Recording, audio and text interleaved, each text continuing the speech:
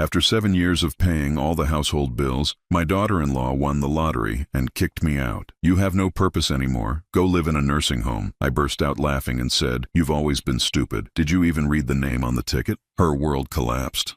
"I'm glad to have you here. Follow my story until the end and comment the city you're watching from, so I can see how far my story has reached." I never thought my own son would stand there silent as a stone while his wife threw me out like yesterday's garbage.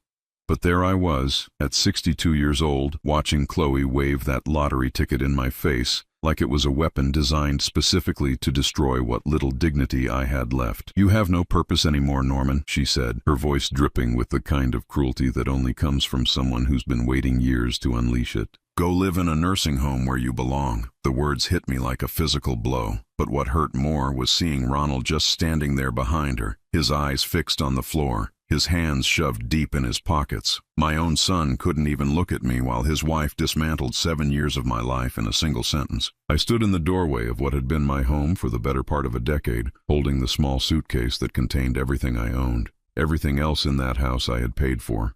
The mortgage payments, the utilities, the groceries, the repairs, the insurance, even the damn lottery tickets that Chloe bought every week with my money while complaining that I was eating too much of their food. "Chloe," I said quietly, keeping my voice steady even though my heart was pounding so hard I could hear it in my ears. "Are you absolutely sure about this?" She laughed, actually laughed, tilting her head back like I'd just told her the funniest joke she'd ever heard. "Sure, Norman, I just won $57 million. 57 million. Do you understand what that means?" I understood perfectly. It meant she thought she was finally free of the burden of pretending to tolerate me. It meant she could stop the fake smiles and the passive-aggressive comments about how I left my coffee cup in the sink or watched the news too loud.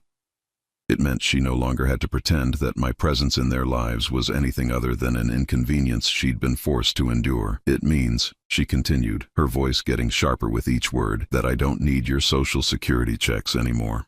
I don't need you paying our bills. I don't need you shuffling around here, taking up space, eating our food, and making everything smell like old man cologne."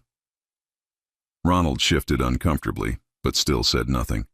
7 years I'd been living in their house, and not once had I heard him defend me against her verbal attacks. Not when she complained about my old man habits to her friends right in front of me. Not when she served me smaller portions at dinner while claiming she was watching my health.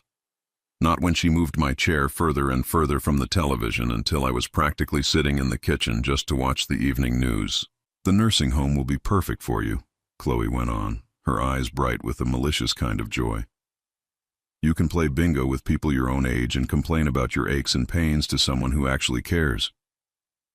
That's when something inside me shifted. Not anger exactly, not hurt, though God knows there was plenty of that. It was something much more dangerous than either of those emotions. It was amusement. I started to laugh.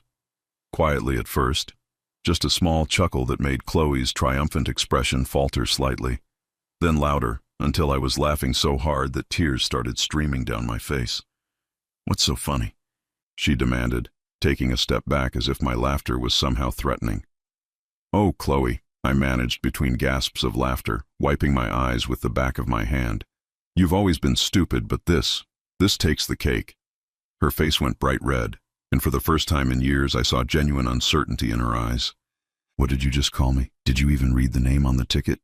I asked, still chuckling as I picked up my suitcase. "I mean, really read it? Not just the numbers, but the actual name?" The color drained from her face so fast I thought she might faint. She looked down at the ticket in her hand, and I watched as her eyes moved across the small print. Her mouth opened and closed like a fish gasping for air. "No," she whispered, her voice barely audible. "No, that can't be." Ronald finally looked up from the floor, confused and starting to look worried. "What's wrong? What's he talking about?"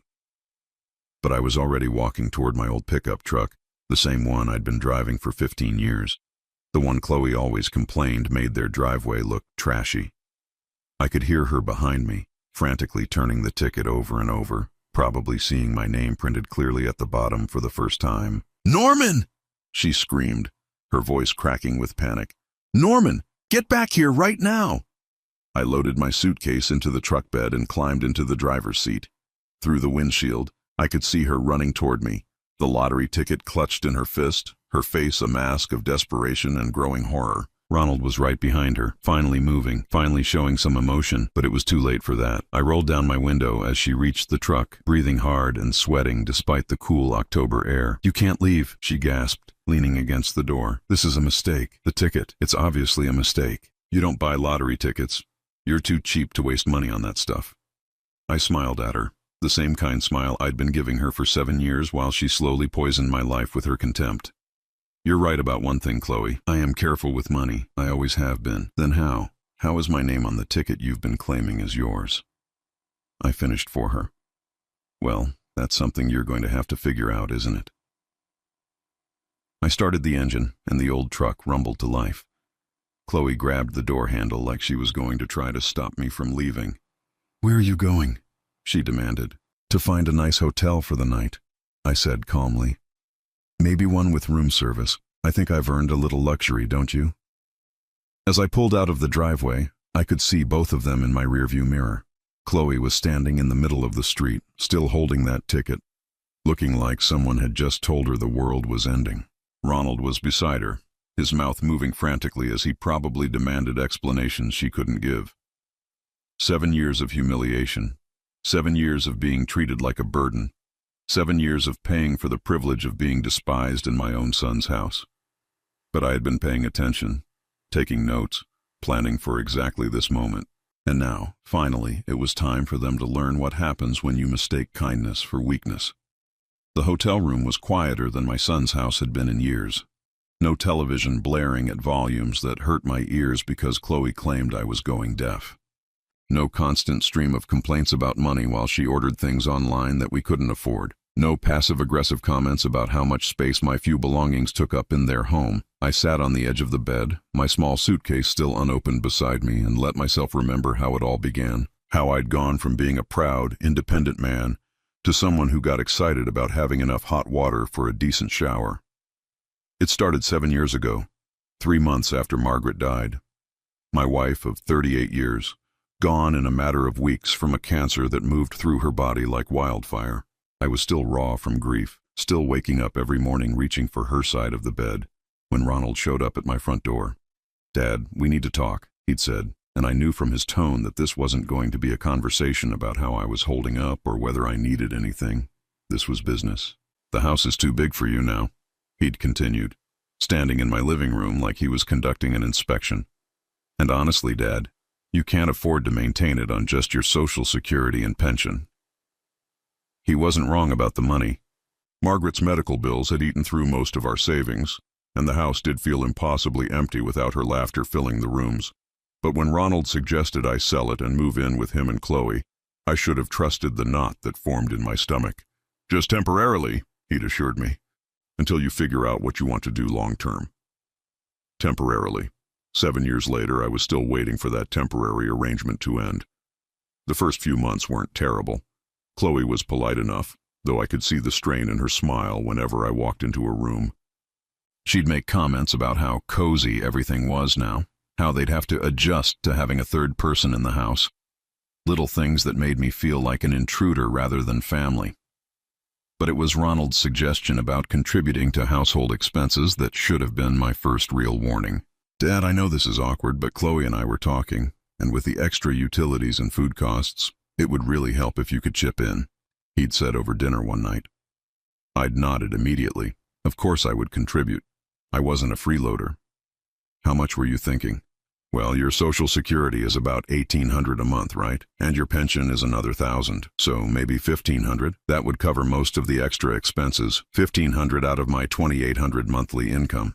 It left me with $1,300 for everything else, my medications, clothes, personal items, any emergencies. But I agreed because I wanted to be a good guest, a helpful father-in-law, someone they wouldn't regret helping. That was my first mistake. Within 6 months, helping with expenses became Dad paying for everything. The mortgage, the utilities, the groceries, the cable bill, even their car insurance somehow became my responsibility. Every time I questioned a new expense, Ronald would remind me how much money they were saving me by letting me live there, how much a decent nursing home would cost. "Do you know what Sunset Manor charges?" Chloe would ask whenever I hesitated about paying for something. $3,000 a month, and that's for a shared room. You're getting a steal here, Norman. A steal. That's what she called taking every penny of my income while treating me like hired help. The grocery situation was particularly humiliating. Chloe would make elaborate shopping lists filled with expensive organic foods and specialty items, then hand me the list and expect me to pay for everything. But when it came to actually eating the food, suddenly there were rules. "Norman, that yogurt is for my breakfast smoothies," she'd say if she caught me eating one of the 12 containers I'd just bought. "Didn't you see your name on the generic store brand?" My food was kept on separate shelves marked with little sticky notes so there would be no confusion. Cheaper cuts of meat, day-old bread, generic cereal that tasted like cardboard. Meanwhile, they ate steaks and fresh seafood that I'd purchased with my pension money. The utility bills were another source of constant stress. Every month, they seemed to climb higher and higher. $200 electric bills in the summer because Chloe liked the house Arctic cold. $300 heating bills in the winter because Ronald insisted on keeping the temperature at 75 degrees. When I suggested maybe we could compromise on the thermostat settings, Chloe looked at me like I'd suggested we all start living in caves. "Norman, we're not going to be uncomfortable in our own home," she'd said, emphasizing the word "our" just enough to remind me that this wasn't my home at all. But it was the lottery tickets that really got to me. Every week, without fail, Chloe would buy $20 or $30 worth of scratch-offs and number picks. She'd spread them out on the kitchen table like a dealer laying out cards, scratching each one with the kind of focused intensity most people reserved for important documents. "This is it," she'd announce every time. "I can feel it. This is going to be our big win. Our big win. Using my money to buy tickets for our big win." I'd watch her throw away losing ticket after losing ticket, cursing her bad luck while planning how she'd spend the money she was convinced she'd eventually win. A bigger house, a new car, a vacation to Europe. Never once did she mention that the money she was gambling away was mine. Never once did she consider that maybe, just maybe, I might have my own dreams about what to do with my hard-earned pension.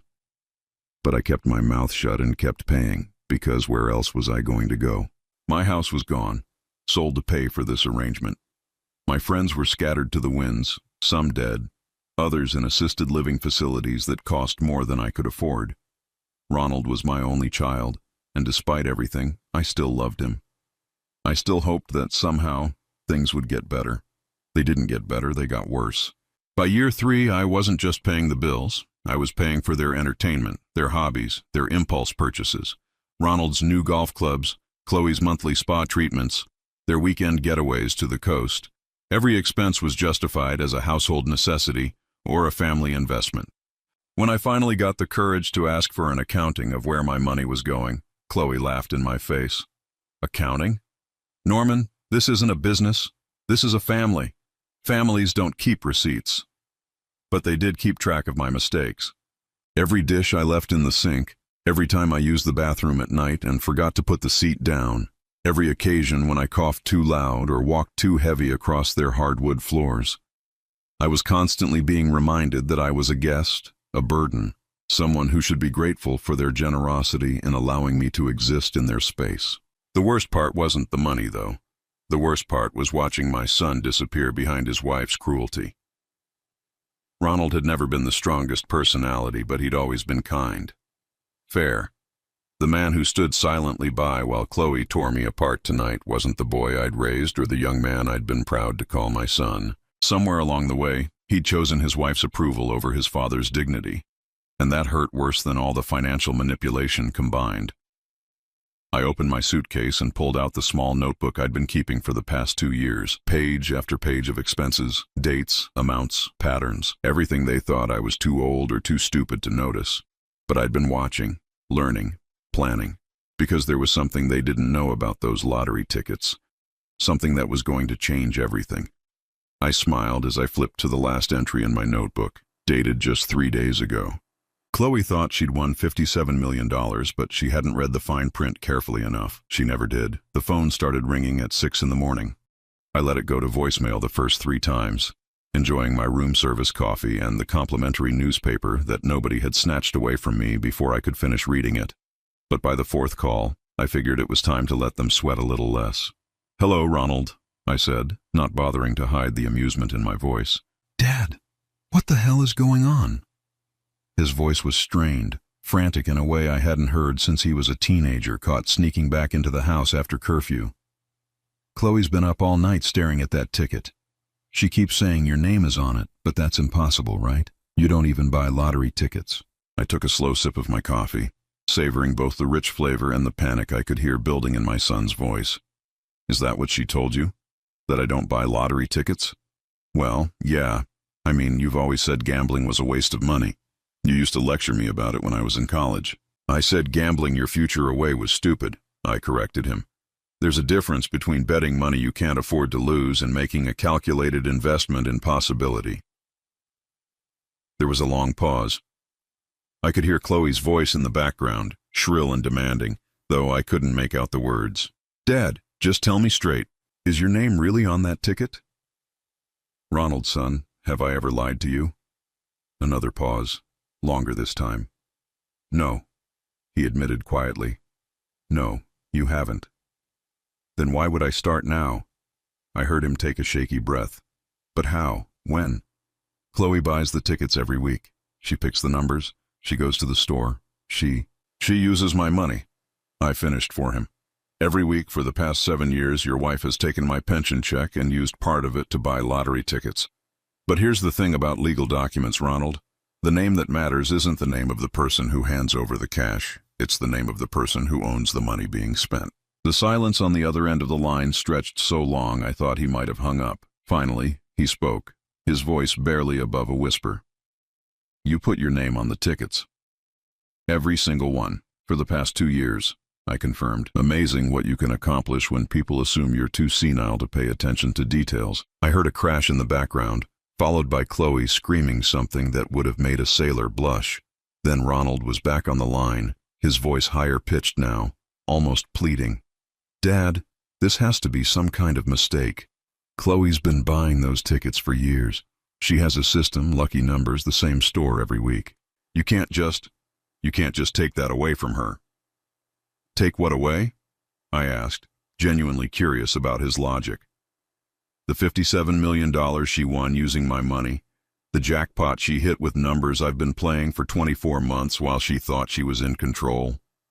But she's the one who picked the numbers. I laughed, a genuine belly laugh that felt better than anything had in years. Ronald, your wife hasn't picked her own numbers in 2 years.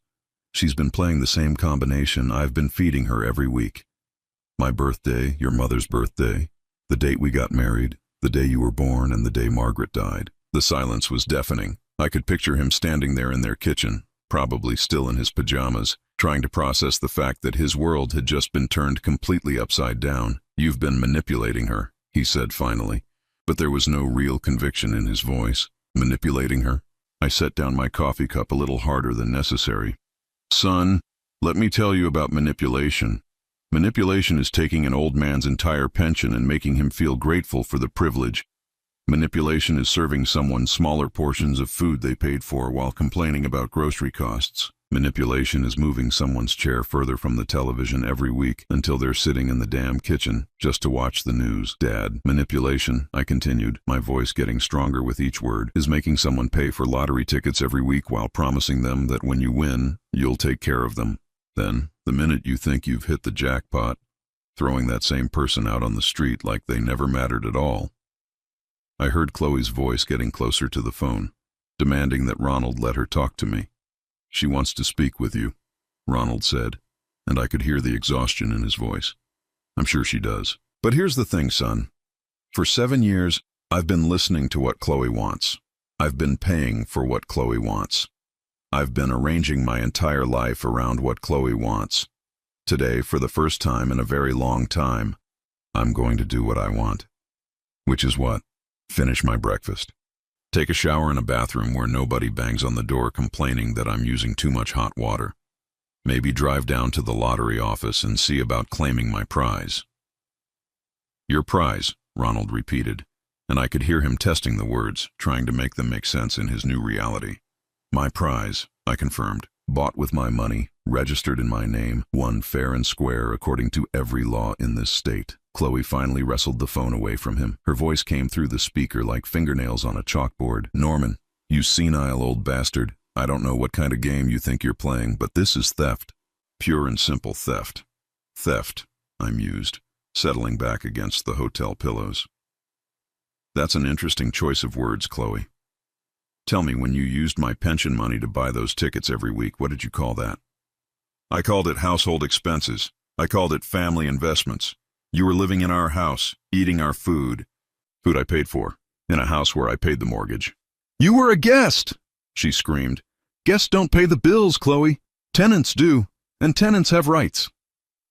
I could hear her breathing hard on the other end of the line, probably trying to think of some new angle, some way to turn this back in her favor. It was almost sad, watching someone who'd been so confident in her cruelty suddenly realize she'd been outmaneuvered by the person she'd considered the weakest link in the chain. The ticket is in my purse, she said finally, her voice taking on a sly tone. I have possession of it. Without the physical ticket, you can't claim anything. I smiled, even though she couldn't see it. Chloe, sweetheart, you really should read the fine print on those tickets more carefully. The Lottery Commission keeps digital records of every purchase, the name on the account, the credit card used, the time and date of purchase.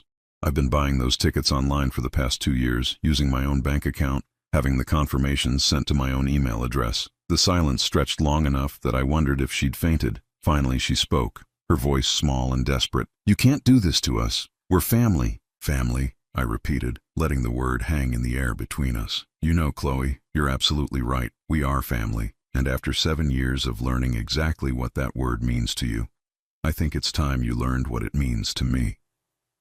I hung up the phone and turned it off completely. Then I ordered another pot of coffee and opened the newspaper to the business section. I had some serious financial planning to do. After all, $57 million was a lot of money, but it wasn't nearly enough to buy back 7 years of dignity. For that, I was going to need something much more valuable. I was going to need patience. The lottery office was busier than I'd expected for a Tuesday morning. But then again, most people didn't have 57 million reasons to rearrange their schedule. I sat in the waiting area, my folder of documentation neatly organized on my lap, watching other hopeful winners clutch their tickets like prayer cards. My phone had been buzzing nonstop since I'd turned it back on an hour ago. 17 missed calls from Ronald, 12 from Chloe, and 3 from numbers I didn't recognize.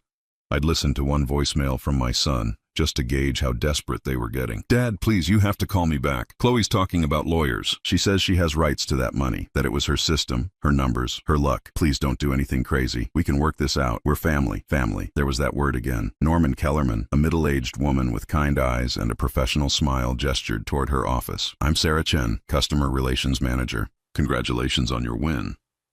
I followed her into a small, comfortable office where she offered me coffee and began the process of verifying my claim. The paperwork was straightforward, surprisingly so. Bank records showing the online purchases, email confirmations with timestamps, my driver's license matching the name on the account. This is quite a windfall, Sarah said as she reviewed the documents. 57,400,000 and change. After taxes, you're looking at about 38 million. Have you given any thought to how you'd like to receive the payments? Lump sum, I said without hesitation. At my age, I don't have time to wait around for annual installments, she smiled. Most winners your age make the same choice. Very practical. Now I do have to ask, have there been any disputes regarding this ticket? Any family members or friends claiming they should share in the winnings? I thought about that question for a moment, weighing how honest I wanted to be. Yes, I said finally.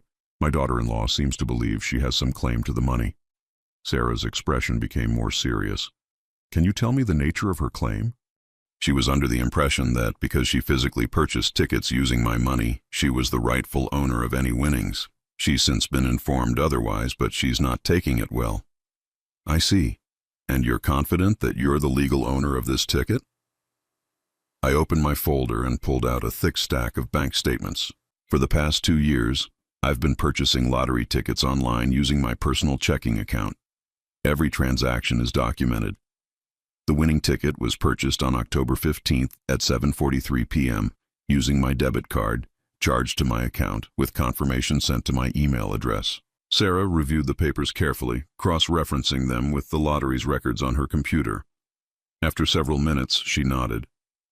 Everything appears to be in order, Mr. Kellerman. The ticket is legally yours, purchased with your funds from your registered account. If your daughter-in-law wishes to dispute this, she's welcome to consult with an attorney, but I can tell you that the law is very clear about ownership in cases like this. While Sarah prepared the paperwork for my payout, my phone rang again. This time it was a number I didn't recognize. Mr. Kellerman? This is Patricia Hendricks from Hendricks Moore and Associates. I'm calling on behalf of Chloe Patterson regarding the lottery ticket in question. I almost laughed. Chloe had actually hired a lawyer. Ms. Hendricks, I'm currently at the lottery office claiming my lawfully won prize. If your client has concerns about the ownership of this ticket, I suggest she review her understanding of property law.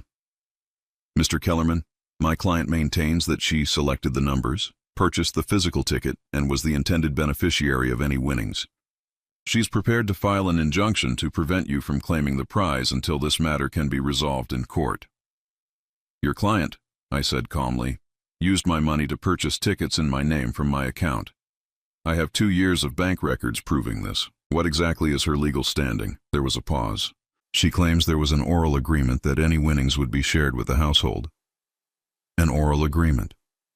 I looked over at Sarah, who was clearly listening to my side of the conversation with professional interest. Ms. Hendricks, did your client mention that this alleged oral agreement was made while she was systematically draining my pension and Social Security to pay for her lifestyle? Did she mention that she threw me out of the house the moment she thought she'd won, calling me useless and telling me to go to a nursing home? Another pause, longer this time. Mr. Kellerman, perhaps we could arrange a meeting to discuss a reasonable settlement. Ms. Hendricks, the reasonable settlement is that I keep the money I won with my money using my account. If your client wants to pursue this further, she's welcome to explain to a judge why she believes she deserves $57 million for the privilege of being cruel to an elderly man for 7 years. I hung up and turned back to Sarah, who was trying very hard to maintain her professional composure. Family disputes over lottery winnings are more common than you might think, she said diplomatically. But in cases where the ownership is this clear-cut, they rarely go far in court. 20 minutes later, I walked out of the lottery office with a check for $38,200,000 and the satisfaction of knowing that Chloe's lawyer had probably already advised her to drop any legal challenges. My phone started ringing before I reached my truck. Dad, please, you have to listen to me. Ronald's voice was strained, desperate. Chloe's having some kind of breakdown. She's been crying for hours, talking about suicide, saying her life is over. I felt a flicker of something that might have been sympathy, but it was quickly replaced by memory. Memory of Chloe laughing while she threw me out. Memory of her calling me useless, worthless, a burden she was finally free of.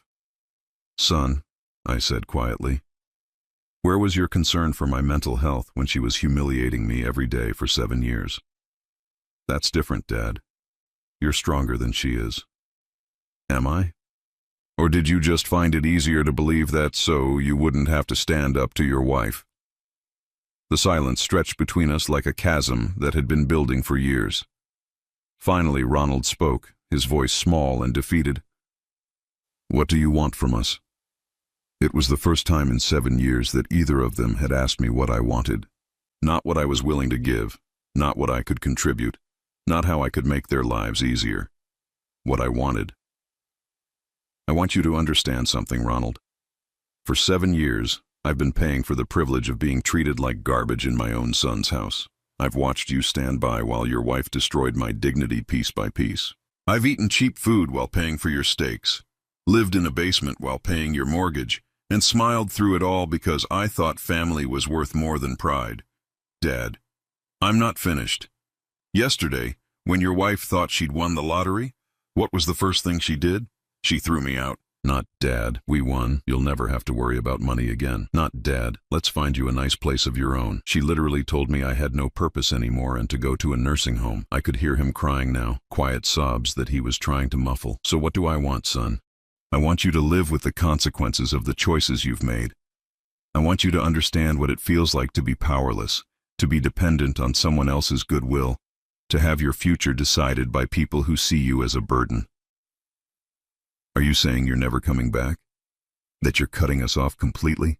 I thought about that question as I drove through the city I'd lived in for most of my adult life, looking at it with new eyes, seeing possibilities instead of limitations. I'm saying that the old Norman is never coming back, the Norman who paid your bills and took your abuse and smiled while his heart was breaking. That man is gone. What about the new Norman? I smiled. feeling lighter than I had in years. The new Norman is going to be just fine. The question is, what are you and Chloe going to do with yourselves now that your ATM has been permanently closed? 3 weeks after claiming my lottery winnings, I was sitting in the sunroom of my new house, reading the morning paper with my coffee, when the doorbell rang. Through the window, I could see Ronald's car in my driveway. The same beat-up Honda he'd been driving for 5 years because they couldn't afford car payments after I stopped subsidizing their lifestyle. I took my time answering the door. Let him wait. Let him wonder if I was even home, or if I'd seen him and chosen not to answer. 7 years of having my time treated as worthless had taught me to value these small moments of power. When I finally opened the door, Ronald looked like he'd aged a decade in 3 weeks. His clothes were wrinkled, his hair unwashed, and there were dark circles under his eyes that spoke of sleepless nights and mounting stress. "Hi, Dad," he said quietly, his hands shoved deep in his pockets like a chastened child. "Ronald." I didn't invite him in, didn't step aside to make room, just stood there in my doorway, waiting to see what had brought him to my new address. "Nice place," he said, looking past me into the house. "Really nice. The neighborhood looks expensive." "It should. It cost $2.3 million. He winced. We both knew that was more money than he'd make in his entire lifetime, even before Chloe's spending habits had destroyed their financial stability. "Dad, can we talk? Please?" I considered making him ask twice, making him stand on my porch like a door-to-door salesman, but curiosity got the better of me. I wanted to know how bad things had gotten, how quickly their house of cards had collapsed once I'd stopped being their foundation.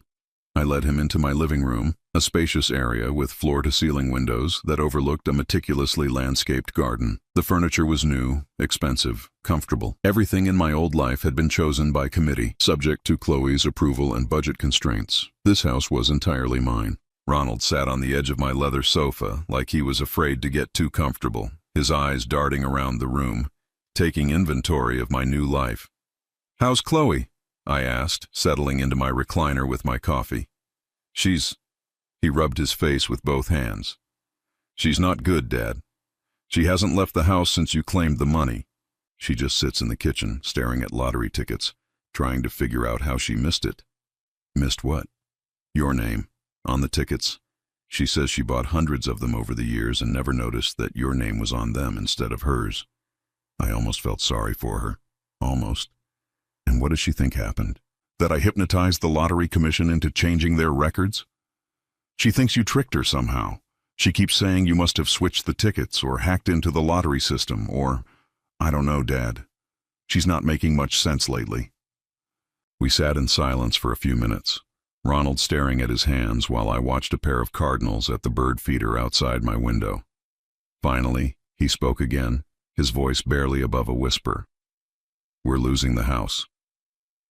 I'd been expecting this, but it still hit me with a strange mix of satisfaction and sadness. Satisfaction because they were finally facing the consequences of their financial irresponsibility. Sadness because my son was going to suffer for his wife's greed and his own weakness. "How long do you have?" I asked. 60 days, maybe less. We haven't made a mortgage payment since you left." Chloe thought. Well, she thought we were rich. She went on a spending spree that first week, bought a new car, booked a cruise, ordered furniture we couldn't afford.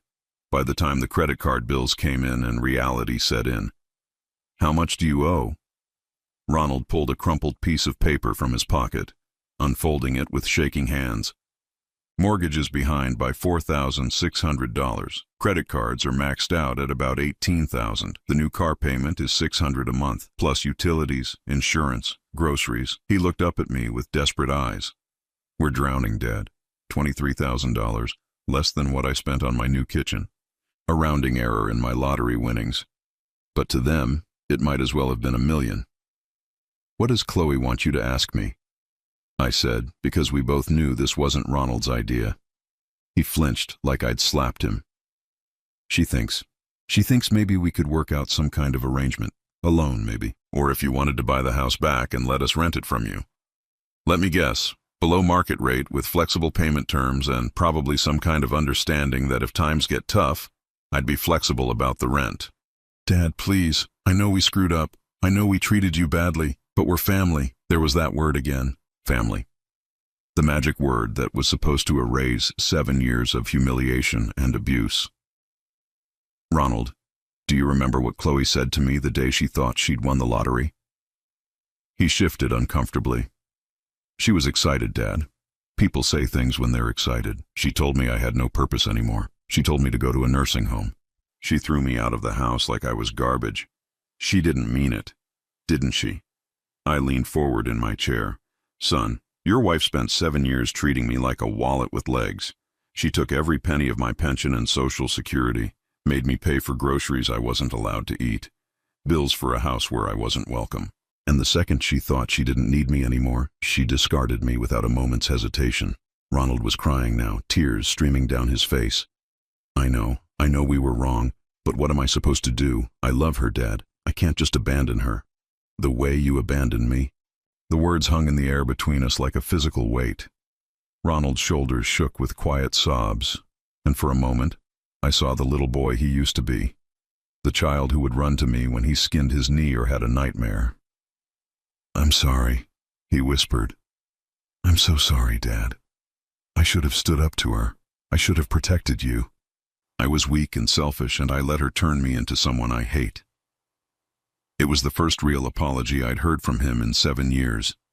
The first acknowledgement that what had happened to me was wrong, that I had been wronged.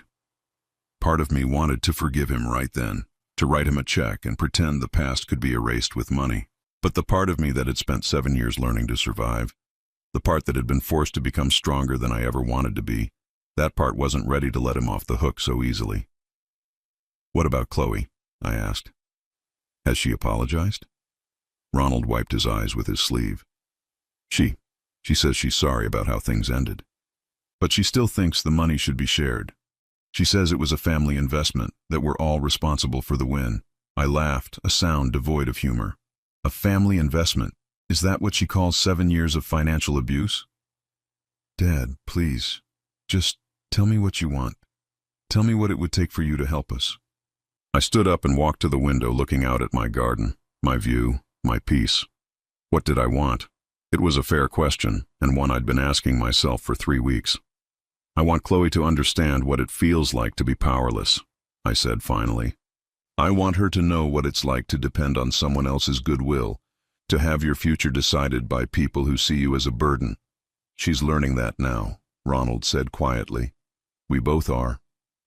Are you? Or are you just here asking me to rescue you again? Ronald was quiet for a long time. When he finally spoke, his voice was different, older, more tired. What if I left her? I turned around, surprised. What? What if I divorced Chloe? Would that change anything between us? It wasn't a question I'd expected, and it caught me off guard.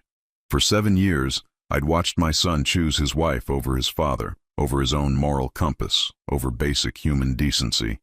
The idea that he might finally be ready to make a different choice was both shocking and deeply sad. Ronald, I can't make that decision for you, and I won't bribe you to make it. I'm not asking you to. I'm asking, if I found the courage to do what I should have done years ago, would there be a place for me in your new life? I looked at my son, really looked at him, and saw something I hadn't seen in years. Not the weak man who'd stood by while his wife abused his father, but the boy I'd raised to know right from wrong. Maybe it wasn't too late for him after all. There's always been a place for you in my life, son.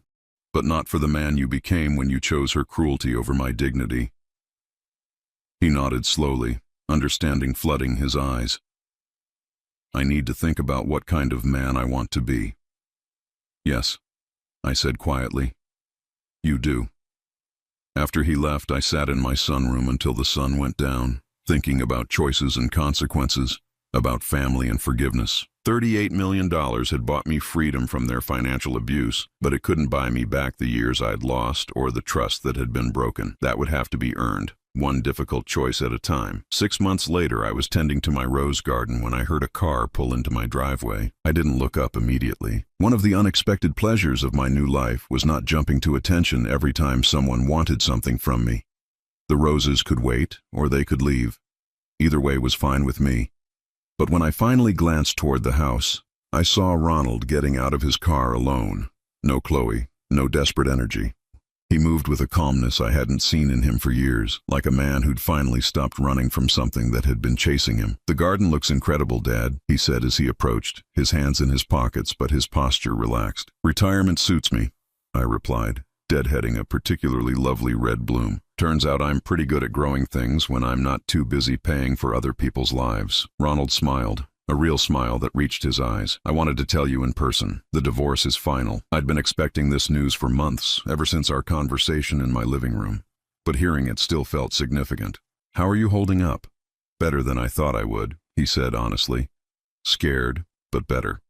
I found a small apartment across town. It's not much, but it's mine. I'm making the rent payments myself, buying my own groceries, making my own decisions about what to watch on television. I chuckled. Revolutionary concepts. You'd be surprised how good it feels to eat cereal for dinner because you want to, not because someone else controlled the grocery budget. We stood together in comfortable silence, both of us understanding the weight of what he just shared. For the first time in over a decade, my son was living his own life. What about Chloe? I asked, not out of concern for her, but because I needed to know if this chapter was truly closed. Ronald's expression darkened slightly. She moved back in with her sister in Florida. Last I heard, she was working at a call center, living in a spare bedroom, still buying lottery tickets with what little money she has left. She calls me sometimes, usually when she's been drinking, telling me I ruined her life by leaving. Any regrets? He considered the question seriously. About leaving her? No. About taking so long to do it, every day. He paused, kicking at a small stone in my garden path. Dad, I know I can't undo 7 years of being a coward. I know I can't take back all the times I should have stood up for you and didn't. But I want you to know that I understand now what kind of man I was, and I'm trying to become someone better. It was the kind of conversation I'd dreamed about having with my son for years, but now that it was happening, I found myself feeling cautious. Trust, once broken, doesn't repair itself with good intentions and pretty words. What does that look like, practically speaking? I asked. It looks like me taking responsibility for my own life, not asking you for money or help or anything else except maybe, eventually, the chance to be your son again. I set down my pruning shears and really looked at him. The desperate, haunted look was gone from his eyes. His clothes were clean but inexpensive. His car was old but well-maintained. He looked like a man who was working within his means, living honestly, making difficult choices with dignity. Have you been to see your mother's grave? I asked suddenly. The question surprised him. Not since the funeral. Why? I go every Sunday. Bring her fresh flowers. Tell her about my week. I think she'd like to hear from you too. Ronald's eyes filled with tears. Do you think? Would it be okay if I came with you sometime? This Sunday, 10 o'clock. It became our routine. Every Sunday morning, Ronald would arrive at my house at 9:45, and we'd drive together to the cemetery. We'd spend an hour at Margaret's grave, talking to her about our weeks, our struggles, our small victories. Then we'd go to lunch at the diner where his mother and I used to eat breakfast every Saturday for 20 years. It wasn't forgiveness exactly. It was something more complicated than that. It was the slow, careful work of rebuilding a relationship that had been poisoned by years of poor choices and misplaced loyalties. 3 months after our first visit to the cemetery, Ronald brought something with him to lunch that made me stop eating mid-bite. I found this in Mom's jewelry box when I was cleaning out the storage unit, he said, placing a small envelope on the table between us. It's addressed to you, but it looks like she never had the chance to give it to you. My hands trembled slightly as I opened the envelope. Inside was a letter in Margaret's careful handwriting, dated just 2 weeks before she died. My dearest Norman, it began. If you're reading this, it means I'm gone, and you're facing life without me. I know how hard that must be, and I wish I could be there to help you through it. But I need you to know something important about our son. Ronald is weak when it comes to standing up to strong personalities. He always has been. Remember how he'd let the neighborhood bullies take his lunch money rather than fight back? He's still that little boy in many ways, choosing the path of least resistance even when he knows it's wrong. But weakness isn't the same as evil, Norman. Ronald has a good heart, even if he doesn't always have the courage to follow it. When the time comes, and he disappoints you, because he will, remember that he's still our son. He's still the boy who used to bring me dandelions and tell me they were the most beautiful flowers in the world. Don't give up on him completely, but don't enable him either. Let him face the consequences of his choices until he learns to make better ones.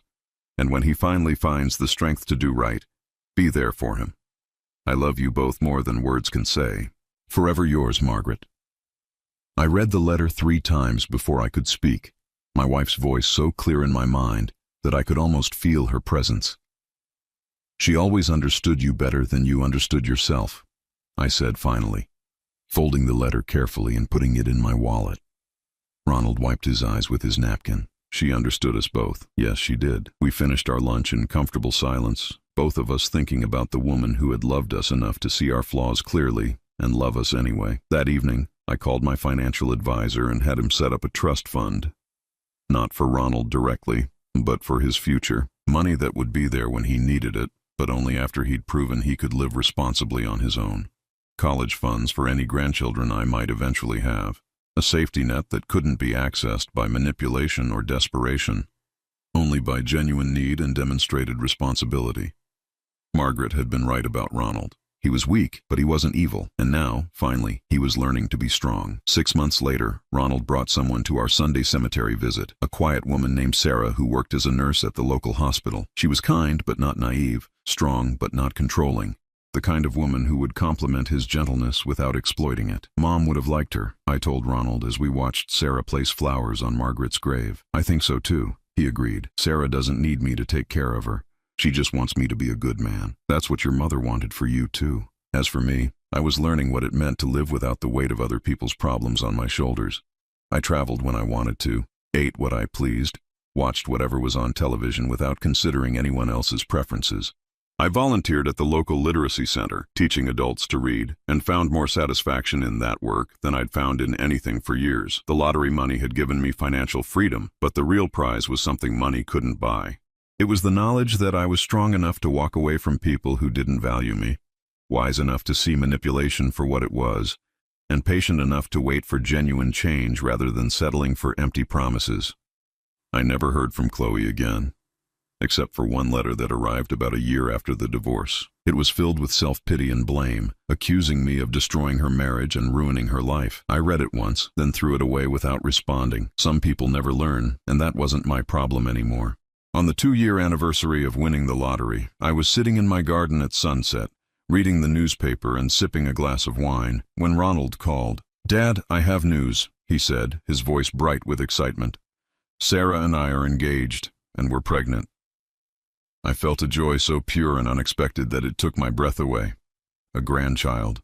A chance to do better, to be the kind of grandfather who was present without being controlling, supportive without being enabling. "Congratulations, son. Your mother would be over the moon. We want to name her Margaret, if it's a girl." After Mom, I had to put down the phone for a moment to compose myself. When I picked it back up, Ronald was still there, waiting patiently. "She would have loved that," I managed to say. "We were hoping. Would you consider being our child's primary babysitter? Not for money, just because. Well, because every kid deserves a grandfather who loves them." I looked around my beautiful garden, my peaceful house, my carefully constructed solitary life, and realized that some kinds of responsibility were privileges, not burdens. "I'd be honored," I said, and for the first time in years, I felt like the luckiest man alive.